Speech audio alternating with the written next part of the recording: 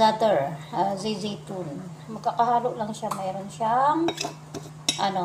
siyang olive oil, giniling na dill, and then mapi malum the Arabic of this one. That's why sawi English to understand the other country. Oh my goodness.